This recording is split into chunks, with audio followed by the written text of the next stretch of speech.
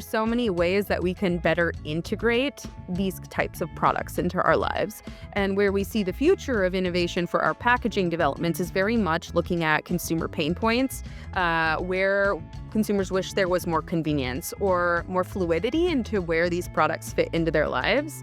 Because when you need a tissue, you need a tissue. Or when you need a paper towel, like you really need a paper towel, let's say. And sometimes it's like cat vomit. Sometimes it's like, a snotty nose. Sometimes it's like, oh gosh, ketchup sprayed out of that thing. But you would need something now. It's not like, you want to wait. So a lot of it for us has to do with immediacy, convenience, travelability, storage, all of those factors. Hello, everyone, and welcome back to the Startup CPG podcast. This is Grace, and I'm here with another founder feature.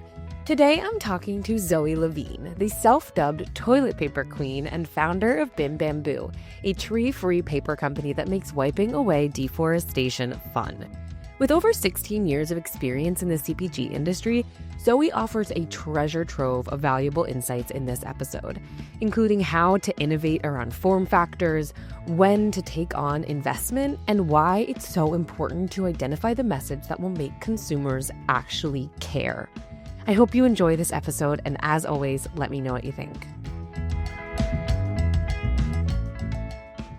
Hello, everyone, and welcome back to the Startup CPG podcast. This is Grace, and today I am so excited to be joined by Zoe, the founder of Bim Bamboo. Welcome to the show, Zoe. Thanks, Grace. I'm so excited to be here. Yes, we're so excited to have you, and I will say I'm personally a fan of Bim Bamboo, but I'll let you explain who Bim Bamboo is first. So, introduce yourself and your brand to our listeners. I am Zoe Levin, the toilet paper queen, the CEO and founder of Bim Bamboo. Bim Bamboo is a tree-free paper company. So we take the fastest growing grasses on earth, like bamboo, and transform them into sustainable and soft tissue products like toilet paper, paper towels, facial tissue, and wet wipes. You can find our brand across about 2,000 stores nationwide, including Whole Foods Market and Target. And we do this really to support a mission of wiping away deforestation, which I'm sure we will touch on later. And I have all kinds of fun, not so fun facts actually about the paper industry and its impact on the climate. But that's a little bit about who we are and who I am and what we do. Yes, I love it. And I have tried Bim Bamboo myself, which, as you said, it's like a toilet paper brand. So it's kind of funny to be like, yeah, I love this toilet paper. But I do. And I have gone back to Whole Foods to buy Bim Bamboo. And the last time I went, it was sold out. And I was like, no, what am I going to do? There's no Bim Bamboo. And I also, for those who are listening, if you can go to YouTube to see or just go to their website, but Zoe's sitting in front of their very cute packaging, which is also so fun to have fun packaging for your toilet paper because why not? But yeah, I'd love to hear a little bit about why you decided to create Bim Bamboo and what brought you to this product and this brand. I am a second generation tree-free paper entrepreneur. So my father actually started the first tree-free paper company in America using byproducts of the cereal industries, primarily wheat straw, to make pulped fiber forms like, think of like Chipotle bowls or Wow. egg carton forms. Those are all like molded fiber forms. And I was very inspired by what he did. I came from a little different background in the ad world. I've been in CPG now in many different roles for about, I think I'm going on my 16th year, which is crazy to say out loud. Yeah. And I wanted to do something very similar, but with a little bit of a different flavor, a little bit of a twist on that. I found that food service was just not my jam. I really wanted to be in consumer. And I also wanted to address an even bigger pain point for both the climate and the people on this planet. And I knew tissue was a great opportunity to do that. So Bim Bamboo was born very much out of passion, but also I had a leg up. I had a deeper understanding of this industry and this category, and also the problems that existed within it because I had proximity to it. Um, I mean, full disclosure here, the company that my father started, like, imploded. It did not go well. And, there was a lot to be learned about how to not build a tree-free paper company, that I got to observe and that our family was intertwined in. So many founders on this podcast probably understand this, like, weird Venn diagram that exists for founders when it comes to, your personal finances, your business finances, and that weird little gray area in the middle. And that's where I had that, I guess, exposure or risk profile as a family. We got burned from that pretty bad. And I knew I still was very passionate, but I thought I could do it better. So Bim Bamboo is a bit of a phoenix story, if you will. Yeah, I love it. I'm curious, you said you sort of knew what some of the problems were within this tree-free paper industry and this space. And I'm curious what some of those problems were you identified that you wanted to do differently with Bim Bamboo and bring to this category. This hints at the biggest, most bodacious vision I have for Bim Bamboo. We're currently a brand. We sell products in market made by a co-packer. Every single one of my competitors in this space and most major paper makers, actually all the major paper makers in America operate this way. To most, like, maybe they've brought certain parts of their supply chain or inward. But where we'd love to explore is in what does truly investing in and the development of a tree-free supply chain that's domesticated look like? Because this doesn't exist yet. It's a fast-growing category. Sustainable paper as a like, bath tissue alone is up 55% year over year. And this category as a whole, it's like a $47 billion household paper industry, and it's growing at a 2% CAGR. So if you were to like double down on what's driving growth, it really is in sustainability. But the supply chain development domestically doesn't really have footing yet. And that's where I think there's a major opportunity in what my father really like tried to explore, like before the market was really ready for it, frankly. So when it comes to the big bodacious vision, it's in figuring out how to do what we do, make what we make closer to home so that we can be more nimble, and also be the tree-free titans of this industry. Paper is incredibly ubiquitous. It's everywhere. It's in our packaging. It's in the hand towels we use. It's in menstrual care products and diapers. It's everywhere. And it's something we use every day, multiple times a day, and there's been very, very little innovation and disruption in the category, which poses a great opportunity. Yeah, a perfect opportunity.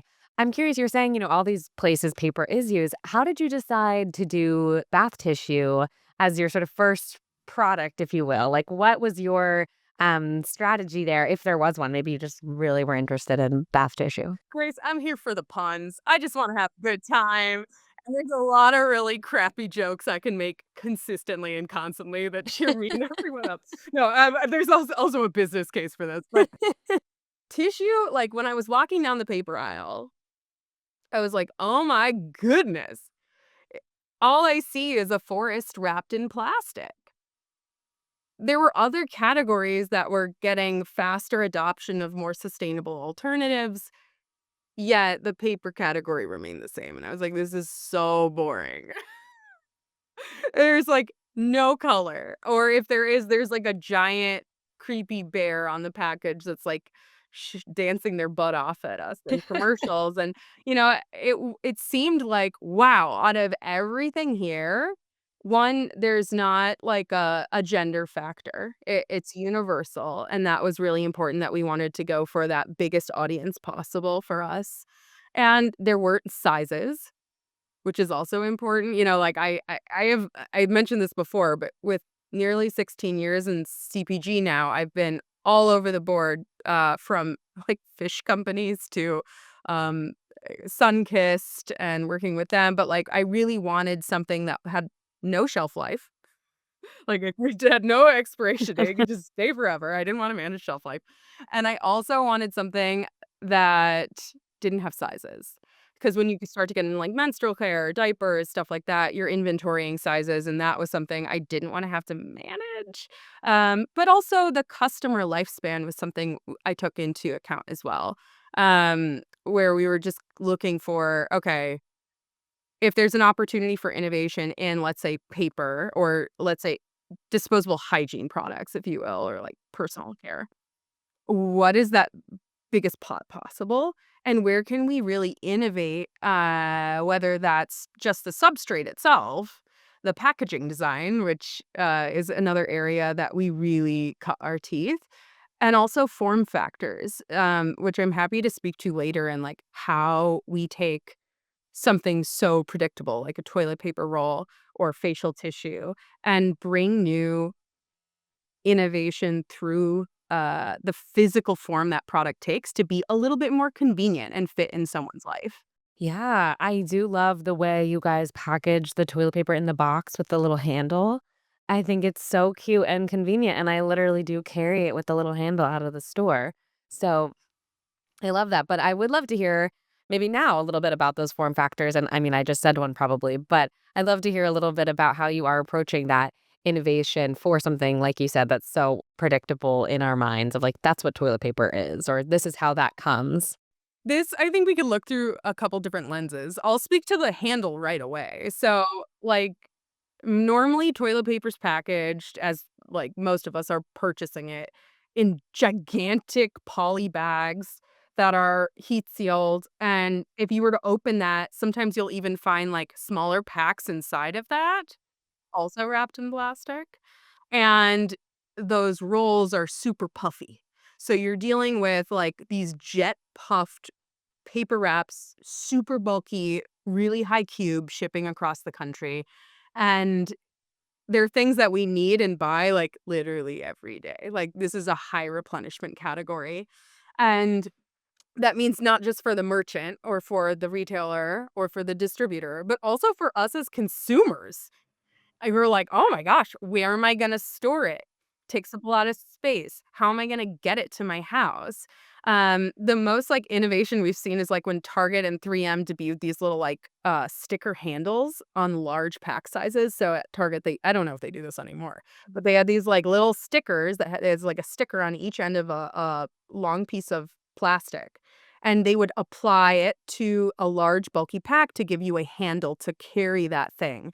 'Cause Right. you're, like, clearly not gonna bag, like, a 24 pack of No. TV, like, it's not possible. Um, so I had like, before I had really got into, like, launching Bim Bamboo, I was taking public transportation quite a bit, and I had lived in New York, previously and was just like, "This is absolutely crazy." The idea that we aren't thinking through like, the same way a beverage company is thinking through, like, when we talk about these bulky products that we buy, like, let's say a beverage, like your LaCroix or your I'm trying to think of, like, let's say Huxley. I love Huxley. They're, like, another Startup CPG member. They just released their bulk packaging for, like, a multi-pack. They do amazing, like, superfruit energy drinks, and I bet if you looked at their new packaging, they'd have this perfect little perf that you can pop your hand into and carry easily when you're in transit, because it's hard to carry a big bulky box. But we don't see that with toilet paper until now. So that's really where we were focusing for that was like, how do we make this design work cohesively with the consumer and address those pain points up front, whether that's storage for the product, whether that's carryability or integration into your life. Another great example of where we're innovating with form factors are our tubular tissues. So these are cup holder friendly, and, like, I know the audience cannot see these right now, like, lovely listeners, but this is, a new innovation that came to tissue that we helped innovate on, which is a cylindrical tube that holds facial tissue. Why a cylinder? for two reasons. One, it's smaller format. So if you want to put this like on a small bedside table, or let's say like in my home, I have a kid. So like I literally have these in every room. I put them on like the windowsill. I can actually fit there. It's that small. It's about 2 inches in diameter. And what is great about them is they also fit in cup holders. So the car cup holder, the stroller, the diaper bag, the car seat. These are things that can go with us where messes go because they are literally everywhere, whether that's spilling coffee or a little bit of applesauce, which happens all the time in my life, or just like a runny nose. There's so many ways that we can better integrate these types of products into our lives. And where we see the future of innovation for our packaging developments is very much looking at consumer pain points, where consumers wish there was more convenience or more fluidity into where these products fit into their lives. Because when you need a tissue, you need a tissue, or when you need a paper towel, like you really need a paper towel, let's say. Um, and sometimes it's like cat vomit, sometimes it's like, a snotty nose, sometimes it's like, oh gosh, ketchup sprayed out of that thing. But you would need something now. It's not like you want to wait. So a lot of it for us has to do with immediacy, convenience, travelability, storage, all of those factors.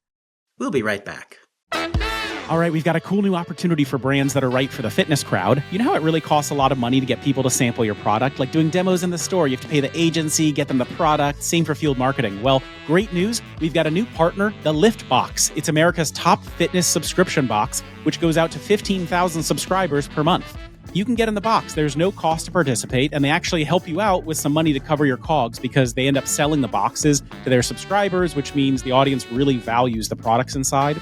On top of the money and exposure, you get to take advantage of their product photo shoots, post-sampling surveys, influencer seating, and media opportunities. Check them out. Find out why brands like Lenny and Larry's, Ghost, and Alani Nu use them. If your product would be a fit, visit their website for more information. It's theliftbox.com/partners. That's THELIFTBX.com/partners. It's in the show notes.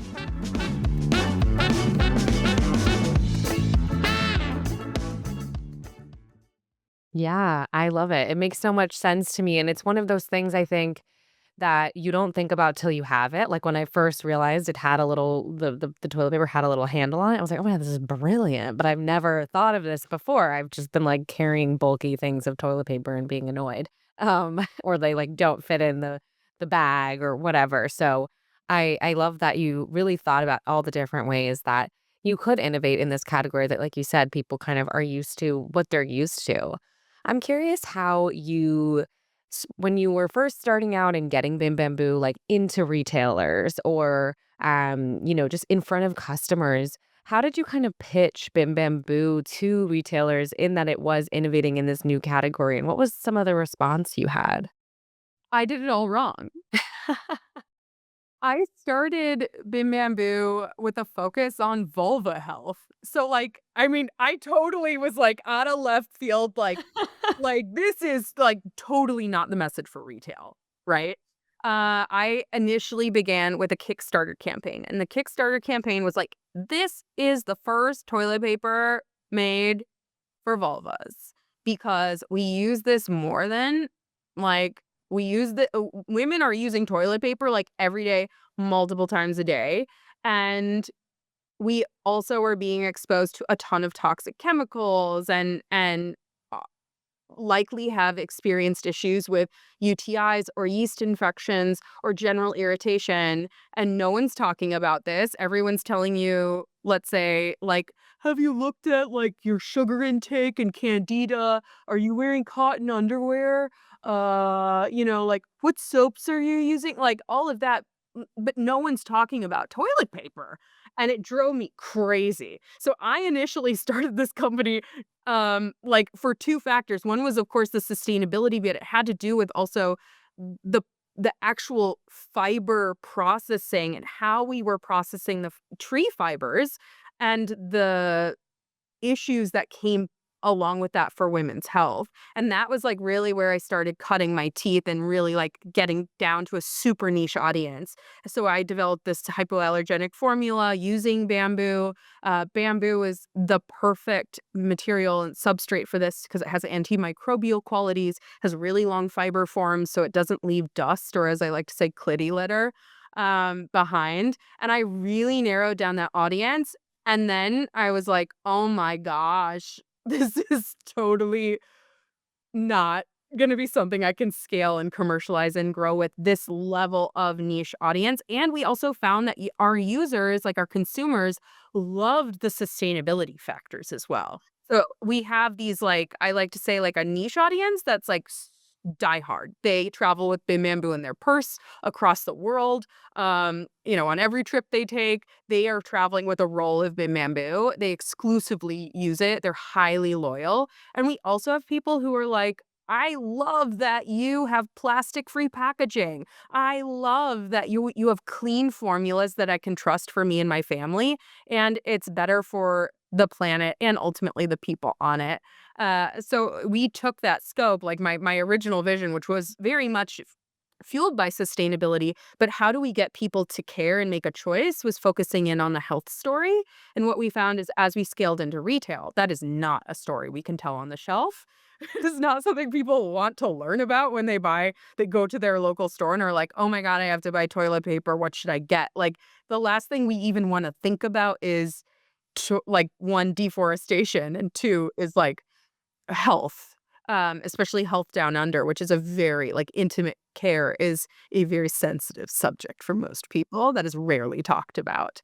So I would say like I did it all wrong and then I pivoted and I figured it out based on consumer feedback. Yeah, that's so interesting. I mean, it's interesting because I think I am one of the customers who was like, well, I want to change my toilet paper because, there's all the like PFAS and things like that. And so that's what drew me to purchasing something like Bim Bamboo over a traditional toilet paper. But it makes sense to me that that's not what everybody is thinking about or what everybody really wants to be thinking about, like you said. How did you, once you pivoted your messaging to focus more on the sustainability element of Bim Bamboo, how did you, approach, like, expanding and scaling into retail and beyond? A lot of that had to do with the hierarchy of messaging because like what you Okay. bring up, Grace, is like so on point, which is I'm sure so many founders feel this way. If you ask any founder about like, tell me about all the features and benefits of your product and why it's better, they could probably list off a bunch of different things. And it's our job, if we're excellent marketers, if we're excellent at, positioning our brand to scale to the with the largest audience possible, it's our job to figure out how to prioritize those features and benefits and what channel they belong in. So a good way to think about this, like if when I sat down and did this, which is an exercise any founder can do, you sit down, you create that laundry list, and then you have little buckets for channels, right? So like you'd create a bucket for ecom, like a digital story. And then you'd have so you can think of these like storytelling platforms. Packaging is another. Sales deck or investor deck is a whole other. Um, but there are different features and benefits and competitive advantages that we as founders need to figure out exactly where they belong and where to deliver the message to the right person at the right time.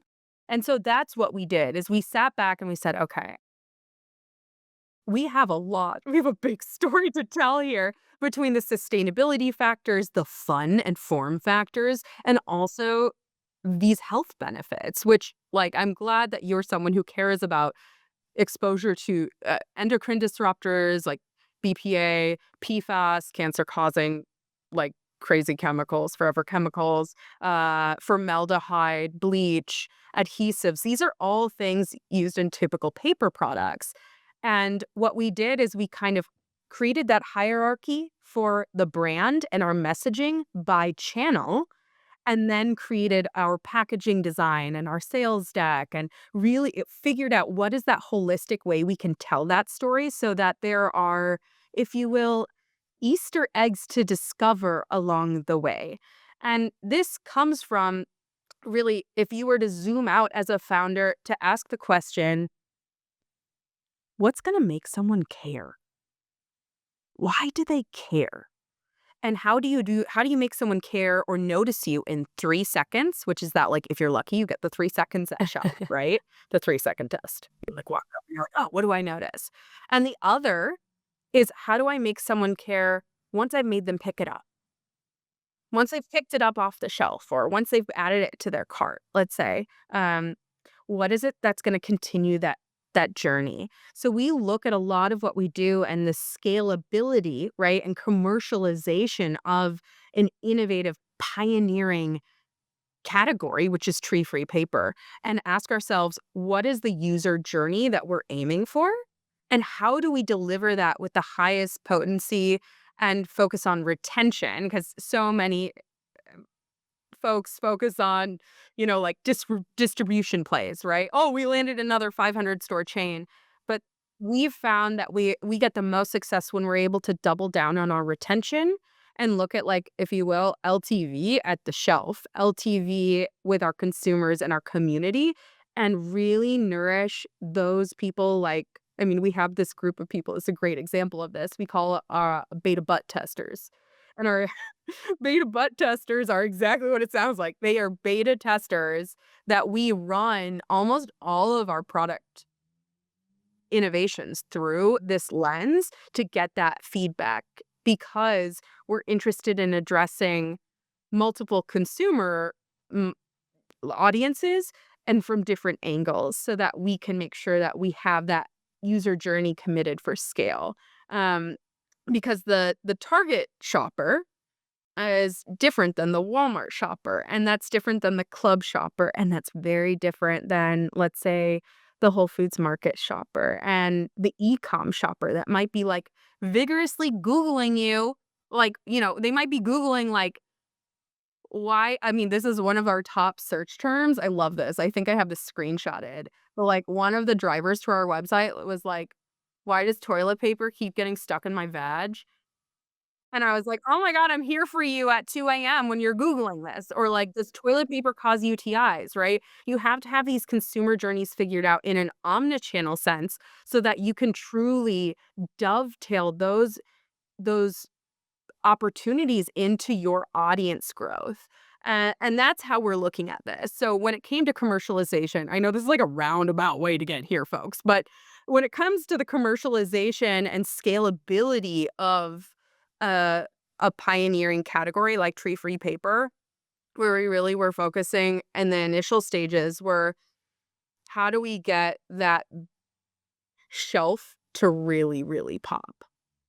So we've really made the biggest investments in our packaging and packaging development so that we knew, like, we could really be a game changer. When you walk down the aisle, it'd be like, "Oh my god, that's cute. What's that? I've never seen colorful toilet paper. What's that?" Um, and then once, like, that's like the focus for us was just trying to get people to, like, notice us and touch it. Just pick it up. And then that has worked really well for us because when you have that factor, you also have the social currency, if you will, for someone to, like, want to share. So, great stat for, like, Bim Bamboo, we get on average about 10 organic shout outs a week of shoppers, like our audience, who may not have even been following Bim Bamboo before, but they found us, at one of our retailers, and they took a photo of us, and they posted it, which, oh my god, is that happening to Charmin? Heck no, it's not. And that's, like, a really good angle for us to think through as we are in these initial phases and looking at moving into retail is, what are your goals? And for us, we wanted to be able to utilize our packaging as an organic currency that could help us bring awareness to Bim Bamboo as a brand and the ability to save trees with your butt. And it's like, it's that simple. It's like, how do we create a fun experience that is also shareable? And I think we've been pretty successful with that. Yeah, absolutely. I mean, I said it earlier, but I love your guys' packaging, and it really does stand out on the shelf of everything that is like just white plastic, or the sort of other like sustainable ones are like brown and they're not very exciting and they're very crunchy and all that. I'm sure they're fine, but yeah, they remind me of like my mom.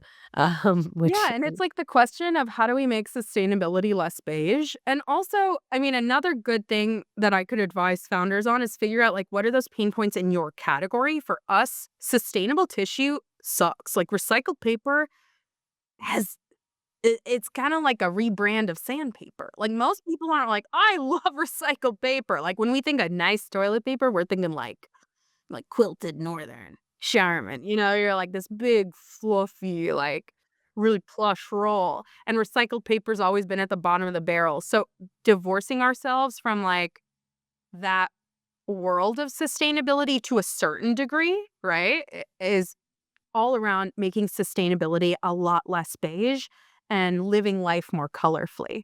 mm. I'm also curious about your e-com versus your retail presence, because 'cause I'm thinking about some people, like, get a subscription of toilet paper, right? So they don't have to go get it every single week, and I'm curious if you found, one channel versus the other, you've seen more success or just more consumers being drawn that way, or how you sort of balance those 2 things with a product like bath tissue. There's so many ways to answer this one, Grace. When you move into retail, it costs a crap ton of money. The volume of inventory that you have to hold, the amount of operational processes to support all of the distribution and the chargebacks and all of the things that go into moving into mass retail meant that we really had to choose a channel to bet on as a company rather early on. And we made that bet on wholesale because if you were to look at the market dynamics of toilet paper and where most people buy their toilet paper, they're buying it in stores. That's not to say like there aren't people who buy stuff online and subscribe and save to that. It's one of the faster growing segments is that e-com category for tissue products. But toilet paper is like security. It's like insurance. When there is a pandemic, when there is a hurricane, when there are major disruptors to the market or the landscape, people run to the stores and they buy toilet paper. It's It's really so true. volatile. And it's similar to milk in that way. Like when you run out of milk, you're not like, oh, I better like set up another order for like this delivery service to drop by and like get me set up on more milk. You're like, I'm going to run to the store and get that milk. I don't want to run out. And toilet paper represents very similar like mindset for people, like because you don't want to be pun intended SOL. And it is something you always want to have on hand and you never want to run out of. So we bet on wholesale. We said this will be our priority. And it wasn't until literally like Q4 of 2024 that we actually like spent a dime on ads, like paid ads for our website. And that was very strategic. We did a ton of work to grow organically through first party tools like email, SMS, and invested, in having a good website that could do the job, which is, take people's money and ship them product. But it's not our number one priority at historically speaking. Where we do see a lot of opportunity, though, is in e-com, because more people are interested in buying online. And it's a way for us to continue to grow our community that gives us deep insights. And that's really how we viewed e-com holistically is this gives us a real opportunity to build in community with our consumers versus at shelf unless you're demoing, which I have done as a toilet paper. I have gone in and done demos, which I'll talk about later and how the heck you do that. But like it's really hard. Like, it's a non-food item. It's not like a beauty item where you could be like, "Oh, try this tint on," or something like that. Like, it's a weird one to build experiential things off of, and it's also a weird one for us to look at, like, how do you begin those conversations? We found that online, it's kind of like, uh, I don't know, maybe when you go to, like, confessional at church, like, it's an intimate sacred space where, like, someone is more willing to be more vulnerable online than they are necessarily talking to you, in a focus group when it comes to these types of intimate details of, like, what they want, what works, what doesn't. Yeah. I'm in the business of TMI, and we found that D2C is a great place for us to nourish that and help feed our overall strategy rather than it be the primary focus. We'll be right back. Hello, everybody. I am so excited to announce that Startup CPG finally has an official Amazon agency partner. I know a lot of you are looking to Amazon as a great growth channel for this year and beyond, and Daybreak is the best agency that I've come across that will work with emerging brands. They have a really affordable retainer structure. It's a lot less than you'll find with other agencies that might charge you upwards of $5,000 a month, which is crazy. Based on recommendations from this community, I actually worked with Leon for my own brand and had an amazing experience. The sales grew very quickly. We started ranking really high on organic search results and really just capturing search terms in the category. I think he is an amazing fit for brands in this community, and I highly recommend reaching out to him for a chat. You can reach out to him at leon@daybreak.agency. That's LEON at Daybreak, DAYBREAK.agency. Make sure you mention us at Startup CPG so that you can get $600 of free design credits if you end up working with them. Good luck. And now, back to the show. Yeah. Yeah, that makes a lot of sense to me, and I think it was making me think again of that the search you shared about people, Googling things, and people do really type in, really intimate things to Google, and then a friend comes over and they go to your Google and they see Oh your my god. search history and you're like, "Oh god, delete, delete, Yeah, like, delete." that's not allowed. You don't get to look at my search history because the things I Google at, like, 2 a.m., like, that is between me and, like, it's like my new version of my diary. Like, Right. that is but it's a real thing, and that's where, toilet paper is a wildly intimate category. We have a lot of users that have, like, IBS, colitis, Crohn's, lots of problems down under, PCOS, all kinds of things. And it's one of those things, like, when I'm at, like, let's say Expo West, it's amazing the conversations that people are willing to have in public. Like, I'm always like, "Whoa." Like, I wish I had, like a little, I don't know, like a light or something I could, like, shine and be like, "SOS, TMI, TMI, I'm ready to move on." Like, "Please, next, please." Like, I need a skip button for some of these because 'cause I'm like, "Whoa, I wasn't prepared for that one, but noted, thank you." That's so funny. I can only imagine the stories you've heard. And I actually remember, I mean, again, speaking to you guys and your ability to kind of like stand out, I remember your booth at Expo West last year, which so many people like, there's so many booths at Expo West, but I literally remember your guys' like big booth and you had the newspaper.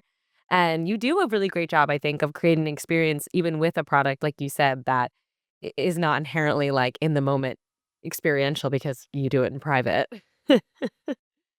So, I will say that, yeah, that's something that impresses me about your ability to do that with Bim Bamboo.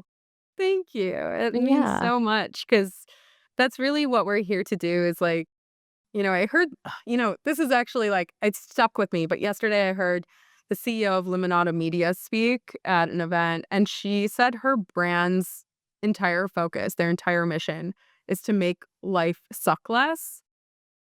And I feel like maybe Bim Bamboos is to make life just a little less shitty by celebrating those, those, can those private spaces become places of small little moments of joy? I love it. Another thing I wanted to return to that you brought up in the beginning was this Venn diagram of founder financing, of like your personal finances and, your business finances, and then the gray area in the middle. And I wanted to know more about like, obviously, you saw your father do a business and have it not work out. how have you approached funding Bim Bamboo?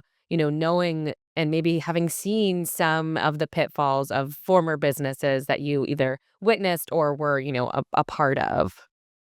I bootstrapped my way to our first million. And once we hit that, I knew the funding model had to change to support the scale at which we had the opportunity to capture the market. And that's when I shifted gears. I was really nervous around raising. I wouldn't say like I was personally nervous around raising money. That part wasn't nerve-wracking, but I wasn't sure how bringing new partners into the business model would change how we operate. And I think that's a big question for most founders. Like the idea of like, I talk to a lot of founders that are like, I'm thinking of raising. What should I do?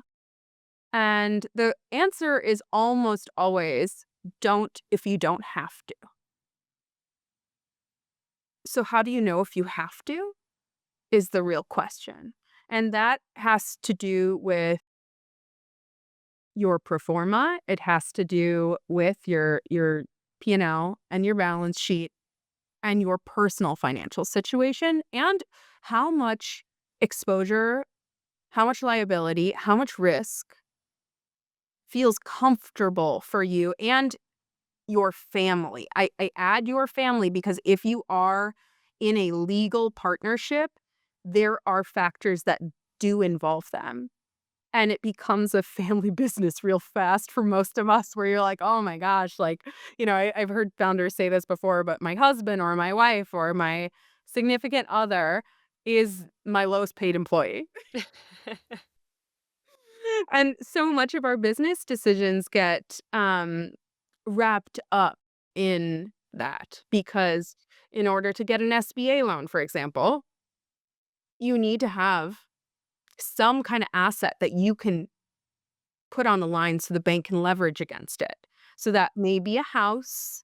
It may be, normally it's like a physical thing, right? It's whatever you got that you could leverage. And those are the things that you really have to figure out and get comfortable with, I would say, if ideally in community around understanding how you navigate those next steps. Because one thing is for sure, you will likely need some form of capital to support your growth unless you're operating at insane cash flow conversion cycles and you have incredible margins, which does exist. I'm not saying that doesn't exist, but you'll at least need probably debt. You'll need to look at inventory and how fast you're converting that, your customer base and forecasting for that scale and growth, uh, and really getting real about where do you really want to go. Because as a founder, you might not be the one to take it there. Maybe you say, you know what, I want to get this thing to 5 million, and then I'm gonna like find a CEO or a president who can really rock it forward because I don't feel comfortable being that person. But those are real conversations I think founders need to reflect on is one, what am I comfortable with? What is my family comfortable with? And getting real that you're going to get a lot of no's too along the way. That just because you think that you have a venture backed, backable business model, like that may not be true, especially in this market and these current conditions. And that each one of those conversations, there's something to learn from. Like they're very insightful, whether you're talking to a bank or to an investor or let's say a retailer, really trying to understand what are those gems that help you calibrate what financial tools and capital are the right fit for your business and the future that you see for your model. Yeah, absolutely. I think that's great advice, and I hope everybody listening is taking notes. You should run a class or something. You're a good teacher. I'm like, oh yeah, that's smart. Um, but as we're sort of coming close to the end, I'd love to hear a little bit about what the future for Bim Bamboo looks like. We've talked a lot about, your development and how you created it and what it's been like over these last few years. But what is the future? What does 2025 look like? What does beyond 2025 look like for Bim Bamboo? I'm not sure how much I want to share publicly because some of it's a top secret. Um, Ooh. we do have some new products that are first in category to deploy these new innovations that all have to do with softness and quality improvements that I'm really excited. We'll be bringing them to Expo West and showcasing them there. And they are lined up for a national launch later in 2025 with a major retailer. So we're super duper psyched about that. We also are, getting all of our ducks in a row for future opportunities in 2026 and beyond that have to do with putting the tree-free industry in a very strong position for scale and growth, and that Bim Bamboo is leading. So I can't speak to specifics right now because I'm like, we haven't made them public, but I'm incredibly thrilled and honored to be able to continue to share this with the Startup CPG community. And I found that doing things together is a heck of a lot less lonely. And I'm so delighted to be able to share my story and Bim Bamboo with all of you today. And I hope that I can be a resource in the future. Yeah, absolutely. I mean, founder life can be so isolating, and I think it's so important to have community, and that's, our whole shtick in the startup CPG community. But my last question that I also always love to ask is, how can our community support Bim Bamboo and learn more and follow along on your journey? Oh my gosh, I love this question. Bim Bamboo is available online at bimbamboopaper.com or at major retailers like Whole Foods Market and Target. Next time you're exploring restocking your bathroom, consider Bim Bamboo. Can I give like a discount code? Sure.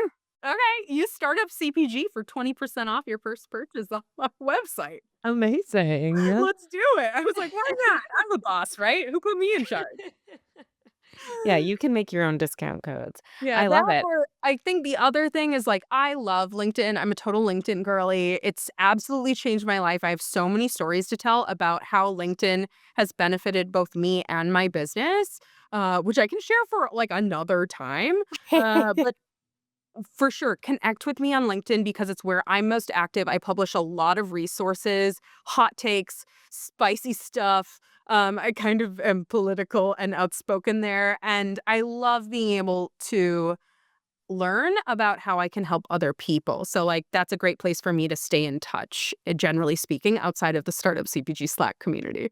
You can find me there. Amazing. Yes. Well, everybody should go buy Bim Bamboo and also connect with Zoe on LinkedIn. And yeah, I can't wait to see what Bim Bamboo does next. I guess there's some exciting things down the pipeline, and we'll see what they are later this year.